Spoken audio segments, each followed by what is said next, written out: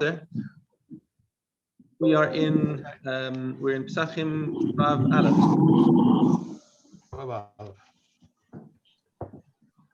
These things pertaining to the Pesach offering override Shabbos: its slaughter, throwing of its blood, removal of offal from its entrails, and the burning of its fats. But its roasting and the rinsing of the entrails do not override Shabbos. Carrying it, bringing it from outside the Sabbath limit, and cutting off its wart do not override Shabbos. Rav Eliezer says they do override it. Base. Said Rav Eliezer, but this is not a logical argument. If slaughter of the Pesach, which is scripturally prohibited as labor, overrides Shabbos, then these which are forbidden merely because of a rabbinic prohibition should surely override Shabbos. Rav Yeshua said, let the festival laws prove this, for on it they permitted labor, but forbid what is prescribed because of rabbinic prohibition. Rav Eliezer said to him, what is this, Yeshua? What proof can be adduced from a permissible act to a mitzvah? Rabbi Akiva responded and said, let sprinkling prove this, for it is a mitzvah, and it is forbidden because of rabbinic prohibition, and does not override Shabbos, so you should not wonder about these. That even though they are a mitzvah and are forbidden because of rabbinic prohibitions, they do not override Shabbos. Rabbi Eliezer said to him, but what about this do I apply my logic? For is slaughter, which is forbidden because of it is characterized as a labor, override Shabbos, then sprinkling, which is forbidden only by rabbinic prohibition, should surely override Shabbos. Rabbi Akiva said to him, perhaps the opposite is more correct. The sprinkling, which is forbidden by rabbinic prohibition, does not override Shabbos, then slaughtering, which is forbidden because it is characterized as a labor, should surely not override Shabbos. Rabbi Eliezer said to him, Akiva, you have uprooted what is written by the Torah in the afternoon in its appointed time, which applies both on weekdays and on Shabbos. Said he, Rabbi Akiva, to him, my master, give me an appointed time for these, which is like the appointed time for slaughter. A general rule was stated by Rabbi Akiva, any labor that can be performed on the eve of Shabbos does not override Shabbos. Slaughtering, which cannot be performed on the eve of Shabbos, does override Shabbos. Gimel. When does one bring a chagiga with it? When it is offered on a weekday impurity, and it is insufficient. But when is it offered? When it is offered on the Shabbos, it is abundant or in a contamination. We do not bring a chagiga with it.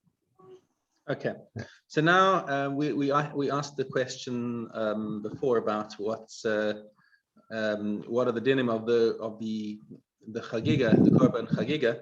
And it's just basically just like any other shlamim. It's got 2 days and 1 night. So as we see, chagiga haisa ba'a min hatzon, min habakar, min hakasabim, min hakvasim, min ha'izim, min hazacharim, and min hanakebos. Basically, anything that's kosher for a shlamim, for a korban shlamim, which is basically anything, can be used for the chagiga from any kind of animal, male or female, and v'ne'echel l'shnei yamim v'layla echad. So basically, it's got the same din as a korban shlamim, as opposed to the korban pesach, of course, which has to be eaten by midnight.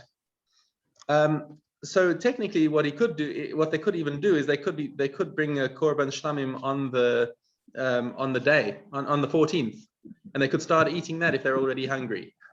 And even if they brought it in the morning, that's fine, and they can have that night, and that's still called a chagiga.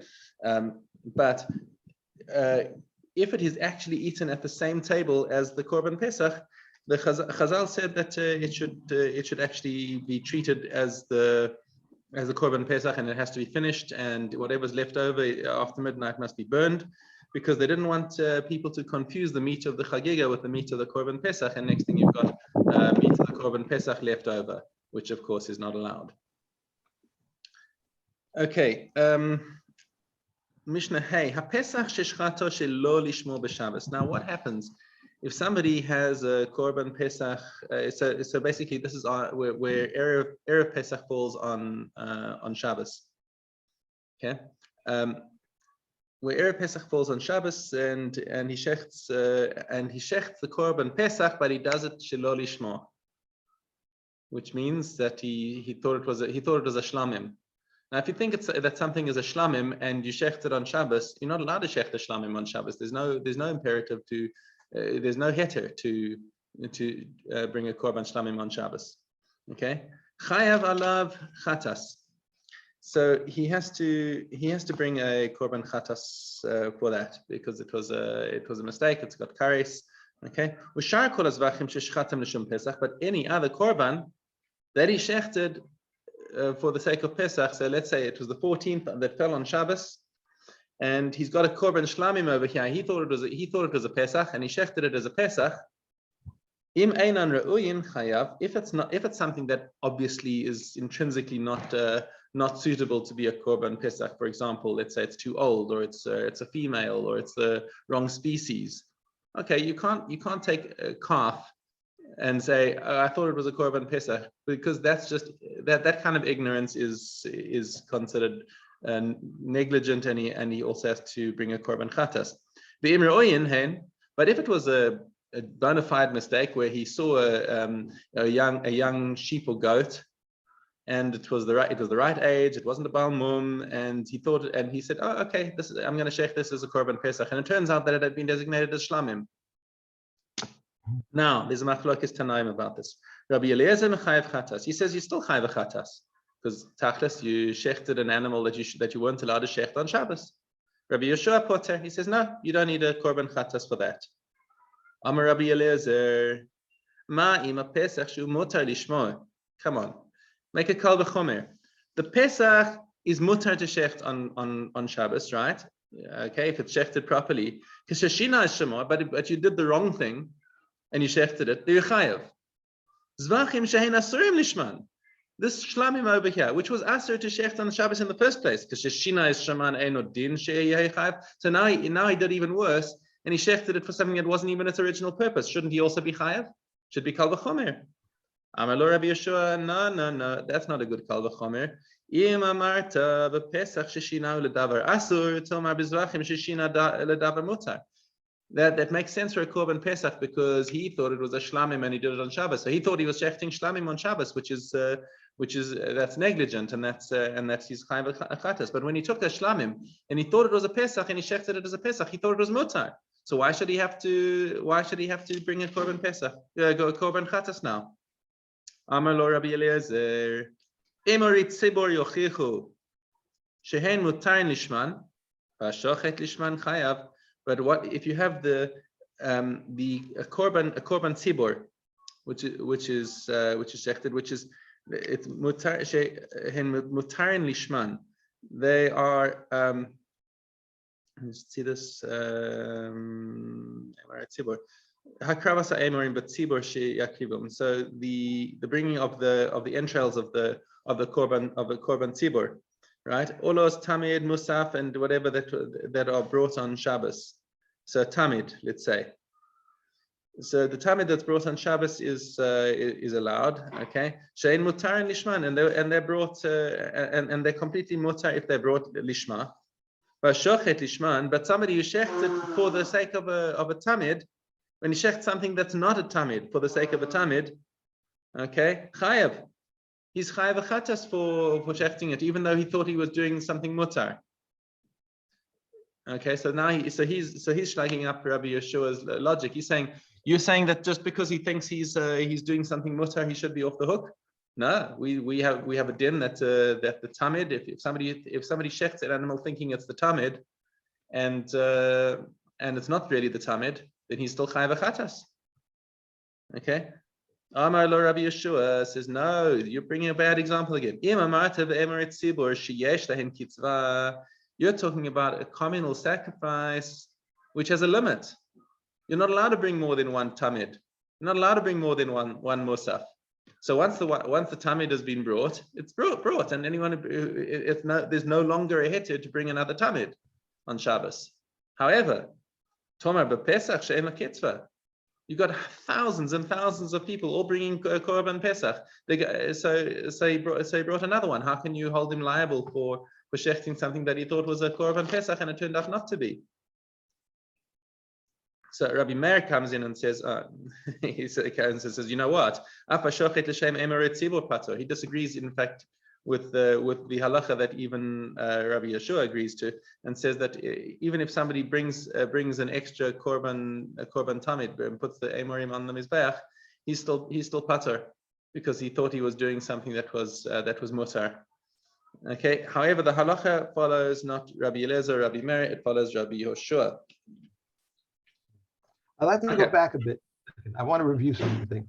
What can, forget it's Pesach now, just regular Shabbos, what can you or can you not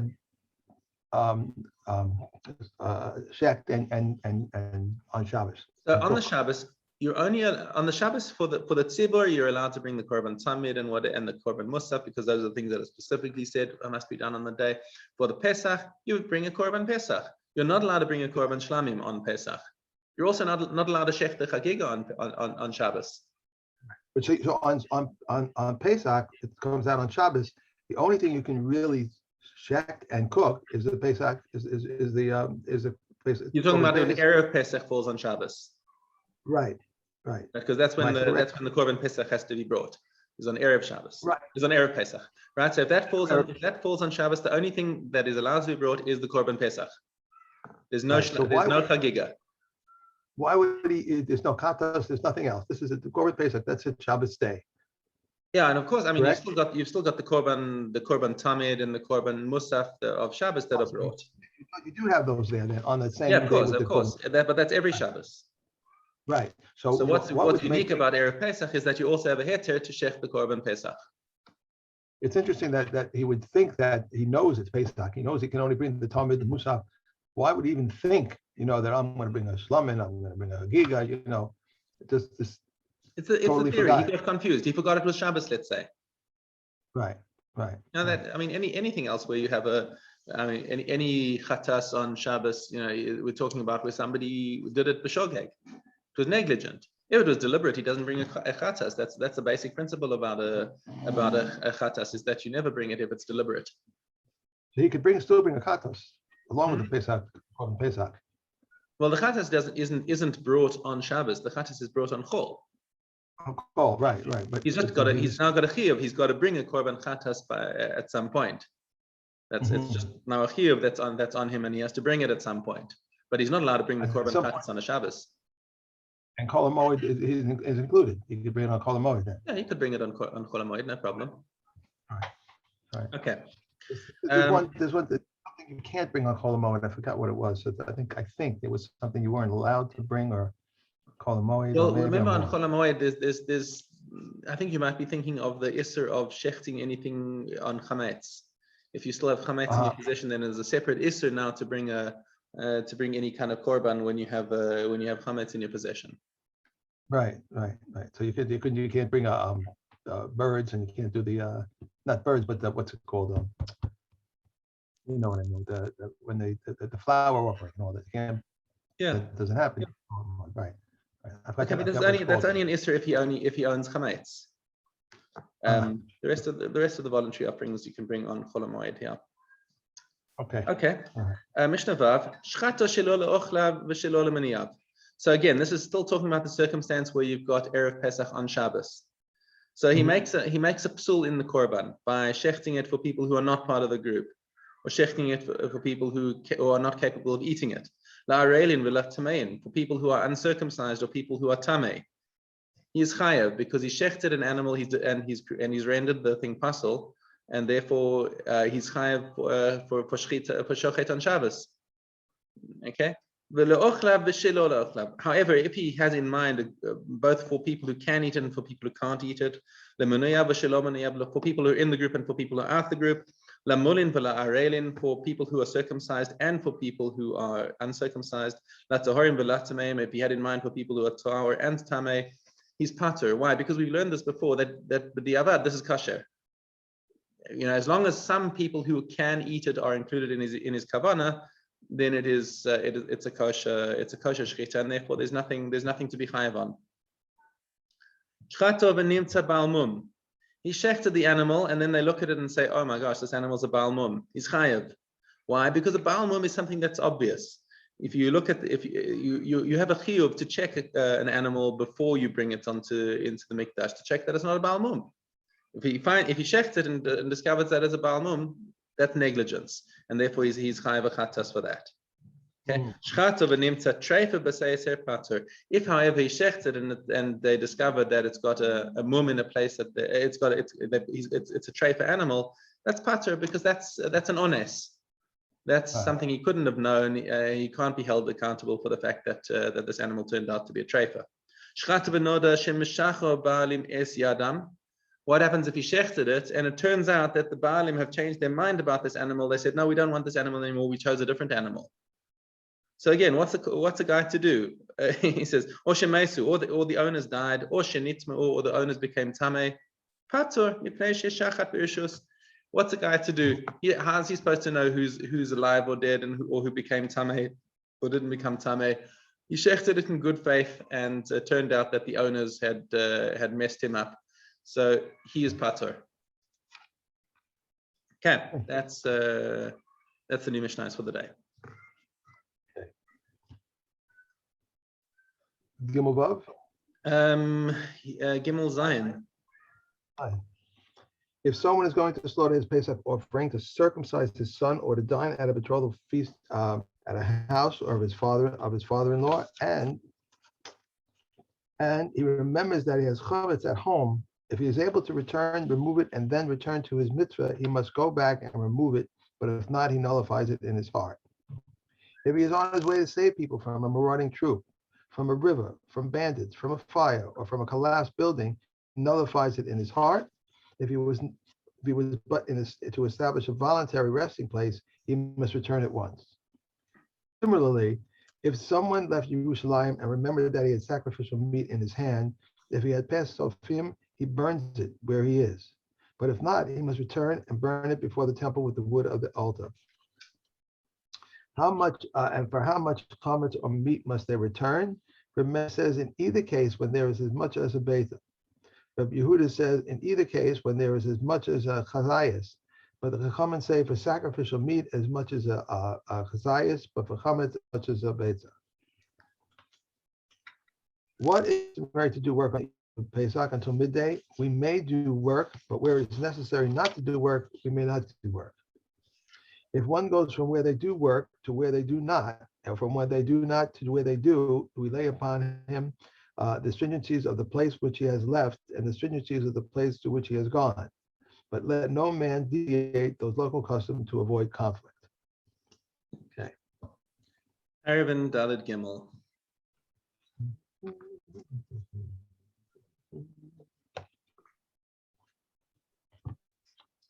If one left with permission and they said to him, the act has already been done. He has 2,000 amas in every direction. If he was within the Techum, it is as if he did not leave, and all those leaving to save people may return to their places. One who sat down while on a journey, then stood up and saw that he was near a city. Since he had not been his attention, he may not enter. These are the words of Reb Meir. Rabbi Yehuda says he may enter. And Rabbi Yehuda said it once happened that Reb Tarfon entered without intent. One who slept while on a journey and did not know that he had become dark has 2,000 amas in every direction. These are the words of Rabbi Yochanan ben Nuri, but the Chachamim say he only has 4 amas. Rabbi Eliezer says, and he is in the midst, he is in their midst. Rabbi Yehuda says he may go in any directions he wishes, yet Rabbi Yehuda agrees that once he chooses for himself, he cannot retract. All right. Allah. Aleph test.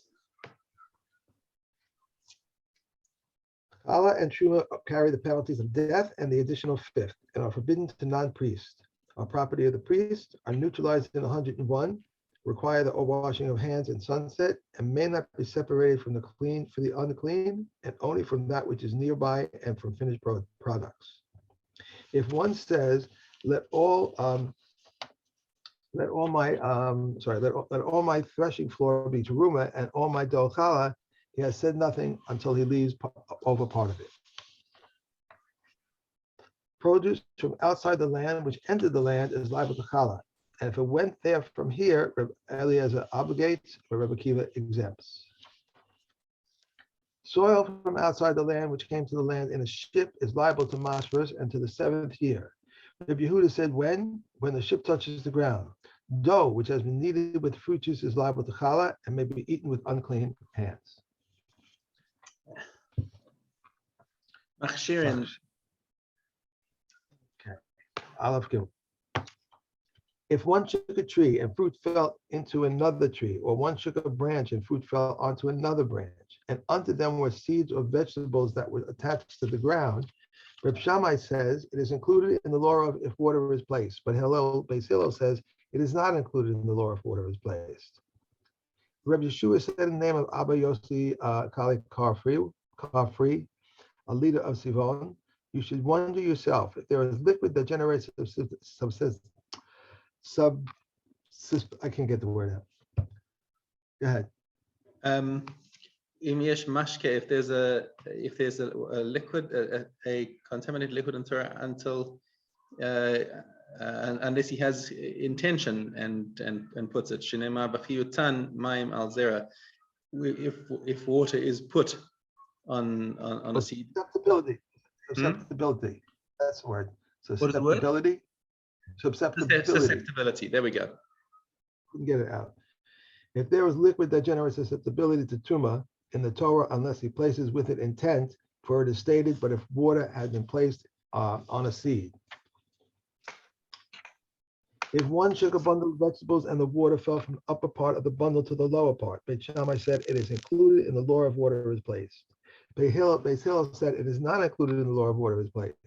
Beis Hillel said to Beit Shammai, if one shook a vegetable stalk, should we be concerned that the water went from one leaf to another leaf?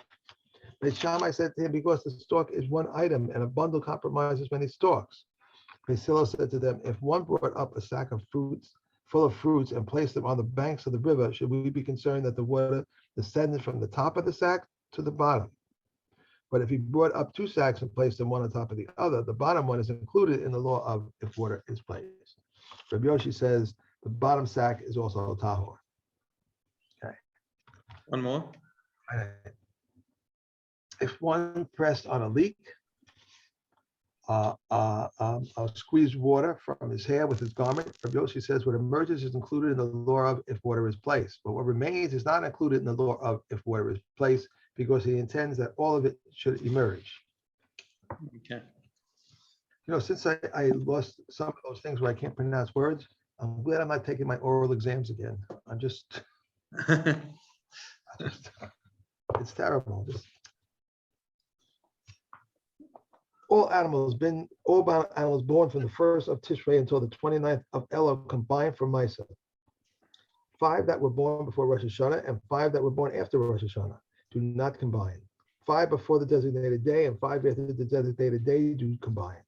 If so, with regard to what is stated that there are 3 designated dates for the Misa of animals, that until the designated day arrives, one may sell or slaughter, but once the designated day arrives, he may no longer slaughter. However, if he did, he's exempt.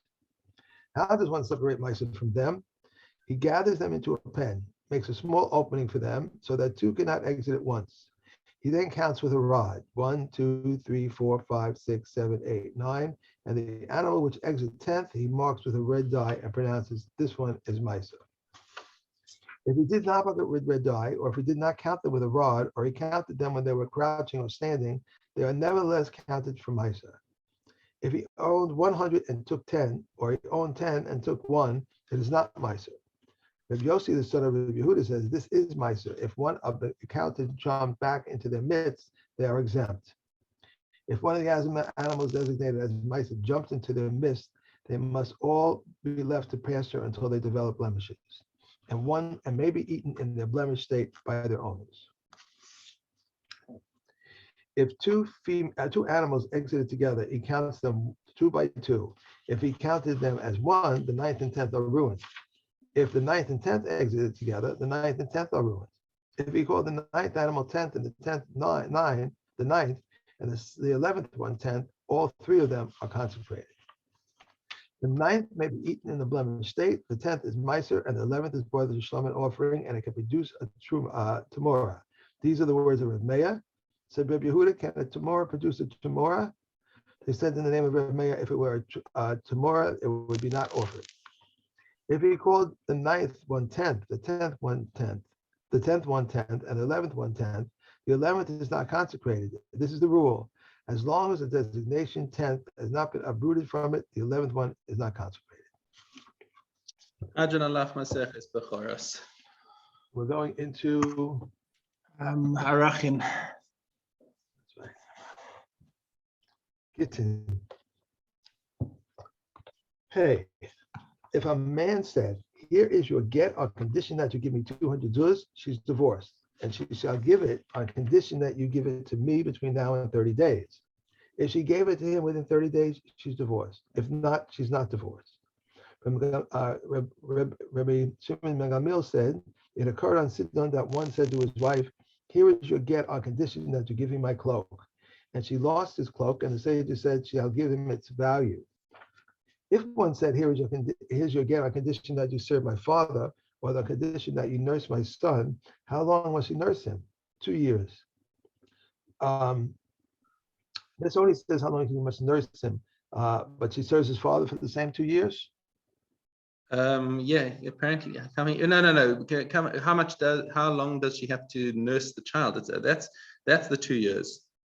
2 years, but then the until the father? child is 2 years old. But the father, there's no. It doesn't look like there's a limit. Okay. It says lo kaval azman kama yamim, right? He says this. He doesn't give a limit to the father. What about the father? Services, any length of time, she's considered to have met this condition, and the get is valid. Okay. 2 years. Rabbi Yehuda says 18 months. If the son died or the father died, it is a get. If he said, here is your get on condition that you serve my father for 2 years, or on condition that you nurse my son for 2 years, and the son died or the father died, or the father said, I do not want you to serve me when he was not in anger, it is not a get. Rabbi Shimon ben Gamliel says, in this case, in a case like this, it is a get. A rule was stated by Rabbi Shimon ben Gamliel, in any case of an impediment, which is not because of her, it is a get. In other words, if she keeps her side of the bargain, it's still a valid get. But if it's if she doesn't, in other words, if she's like rude to the father and the father said, "What do I want you for? Get out of here," then it's not a valid get because she's not kept her side of the bargain, basically. If one said, here is your get if I do not come within 30 days, and he was going from Yehuda to Galil, if he reached Antipatris and returned, his condition is null. If he said, here is your get if I do not come from within 30 days, he was going to the Galil, to Judea, and he reached Kafar Osnei and returned, his condition is null. If he said, here is your get if I do not come within 30 days, and he was going overseas and he reached Akko and returned, his condition is null. If he said, here is your get any time that I shall be away from your presence for 30 days, and he was going and coming and going and coming, since he was not alone with her, it is a get. Okay. That's us. By the way, is the recording still on? I could start it.